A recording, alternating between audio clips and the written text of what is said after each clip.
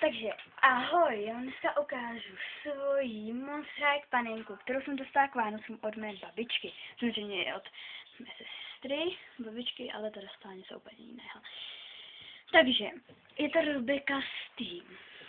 Má nahoře na vlasách brejle s takovou anténkou, černomodré vlasy. Oči má vlastně jako takové šroubky matky. Tady má takové miniaturní šroubky, to asi nevidíte na kameru, nevím. Vidí. Aha, tak vidíte, no. Co se mi tady říká? Teda aspoň já to vidím. Potom má takovéhle naušnice, tady jsou takové hodiny a různé šroubky. Tady má takovýhle bolérko, kožený šaty a přitom má takovou sukínku plastovou, modrou. Je vlastně udělaná z různých kousků železa, tady můžete vidět, jak tady má šroubky různě stavený do sebe, aby držela. To je rozpadlený, takže to asi neuvidí. Potom má tady takový náramek a tady jsou taky miniaturní, to žlutý jsou hodiny, jo. Potom má takovouhle kabelku, tady jsou takhle hodiny a tohleto je asi kyvadlo, nebo je to kyvadlo a takhle se otevírá.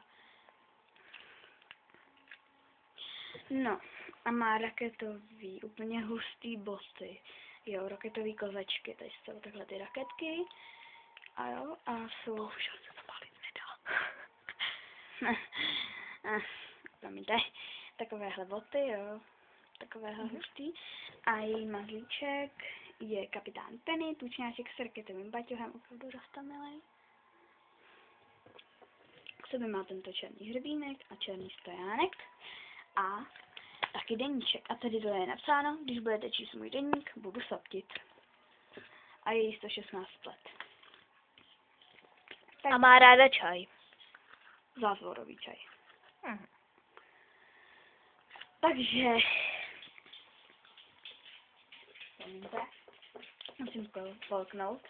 Takže to byla moje panenka Monster High Rebecca Steam, za kterou jsem šíleně moc ráda. Ještě jsem dostala Rochelle Goyle, ale to vám ukážeme v příštím videu. No samozřejmě mé sestra taky dostala Rochelle Goyle, ale to jí dostala k narozeninám a dřív. Takže... A taky ji stihle už pořádně zničit. No ano, klidně vám ukážeme, ale to v příštím videu. Až budeme točit Rochelle. Ano, takže my se s vámi učíme a zase někdy. Ahoj!